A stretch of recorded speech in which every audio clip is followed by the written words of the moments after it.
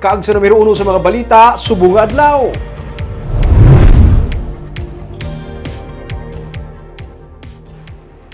Pinaagi sa K9 units ng Philippine Coast Guard Bacolod Station kag narcotics detection dogs ang PDEA na recover ang 3 ka kilos ng suspected shabu nga nagabalor sa 20 milyones pesos sa isa ka ro-ro vessel. Ma-report si Nico Delfin.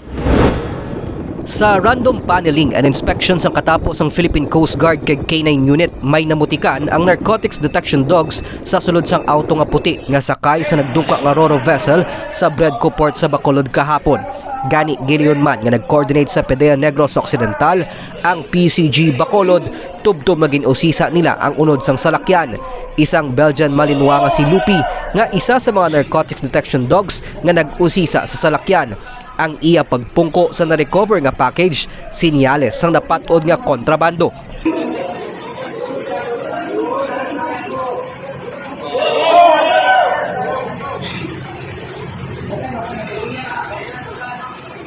Natukiban sa mga otoridad ang ginabulubanta 3 ka kilos ng ginapatian shabu nga naputos sa 3 ka mga tibag nga nakatago sa compartment sang auto.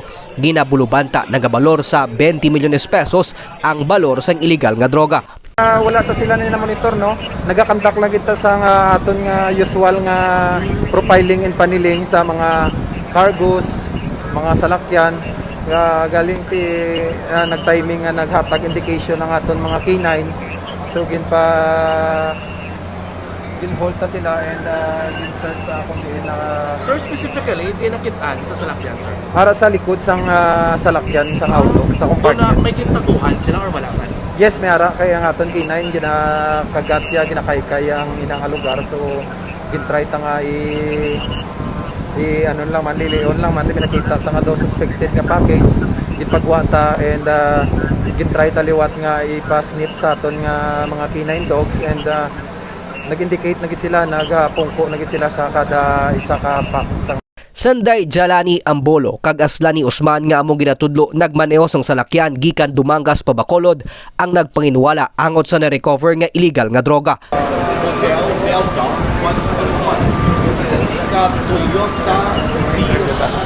Yara na sila sa kustudiya sang PDEA Negros Occidental kag ginpasakaan na sang kaso angot sa paghupot sang illegal nga droga. Ginapadalman pa sang otoridad kundi gikan ang supply sang illegal nga droga nga ginapatihan inog baligya kuntani sa Bacolod. Nico Delfin para sa DGCast Negros.